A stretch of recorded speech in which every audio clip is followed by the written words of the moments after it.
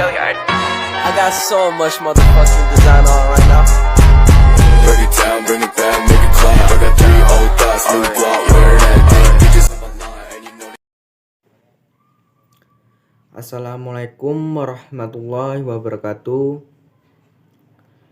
Kepada yang terhormat Bapak Apri Mardiko, MPD, selaku dosen pengampu mata kuliah pedagogik, serta rekan-rekan sekalian yang saya banggakan.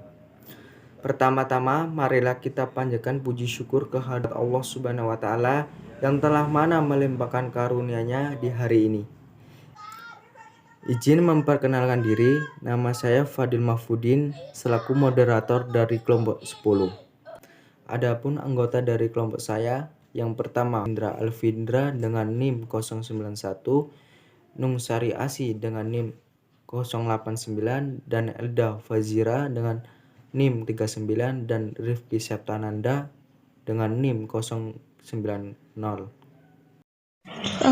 Definisi pendidikan. Pendidikan artinya proses pengubahan sikap dan perilaku seseorang atau sekelompok orang dalam usaha mendewasakan manusia melalui upaya pengajaran dan latihan, proses perbuatan, cara mendidik.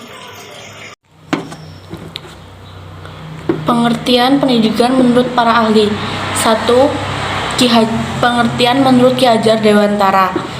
Pendidikan yaitu tuntutan dalam hidup tumbuhnya anak-anak yang bermaksud menurut segala kekuatan kodrati pada anak-anak itu supaya mereka sebagai manusia dan anggota masyarakat mampu menggapai keselamatan dan kebahagiaan setinggi-tingginya.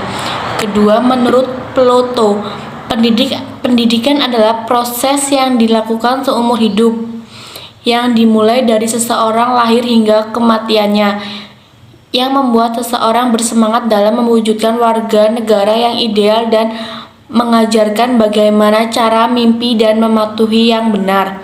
Yang ketiga, menurut Comenius, pada abad pertengahan bahwa pendidikan adalah proses di mana individu mengembangkan kualitasnya terhadap agama, ilmu pengetahuan, dan moralnya yang membuatnya mampu mengklaim dirinya sebagai manusia.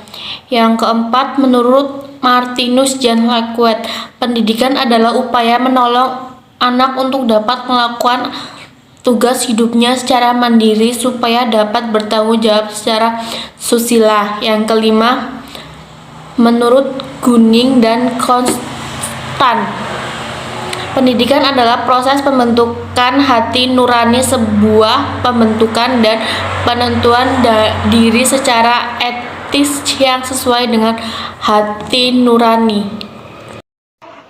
Definisi anak didik. Peserta didik merupakan objek terpenting dalam pendidikan yang disebabkan perbuatan atau tindakan mendidik diadakan atau dilakukan hanya untuk membawa anak didik kepada tujuan pendidikan yang ingin dicita-citakan. Selanjutnya ada pengertian anak didik, yaitu merupakan seorang yang berkembang memiliki potensi tertentu dengan bantuan mendidik mengembangkan potensinya secara optimal.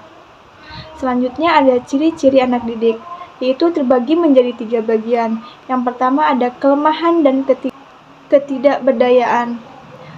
Itu manusia ketika dilahirkan dalam keadaan lemah dan tidak berdaya untuk dapat bergerak harus melalui berbagai tahapan. Berbeda dengan binatang, begitu lahir sudah langsung bisa berdiri. Yang kedua ada anak didik adalah makhluk yang ingin berkembang. Bayi yang normal atau sehat tidak pernah diam. Kalau sudah pandai berpindah tempat, tak mau diam. Memang khas pada anak kecil masa sibuk belajar. Yang ketiga ada anak didik yang ingin menjadi diri sendiri. Seperti yang kita katakan peserta didik. Hal itu juga ingin menjadi diri sendiri, mengetahui bahwa penting baginya karena untuk dapat bisa bergaul dalam masyarakat. Baik, di sini saya akan menjelaskan tentang peran peserta didik dalam dunia pendidikan. Dalam dunia pendidikan, peserta didik berperan sebagai organisme yang rumit, yang mempunyai kemampuan luar biasa untuk tumbuh. Peranan peserta didik adalah belajar, bukan mengatur pelajaran. Peserta didik dituntut untuk aktif belajar dalam rangka mengkonstruksi pengetahuannya. Dan karena itu, peserta didik sendirilah yang harus bertanggung jawab atas hasil belajarnya. Baiklah, itu tadi dari presentasi kelompok kami. Apabila ada kesalahan dan tutur kata, kami mohon maaf sebesar-besarnya.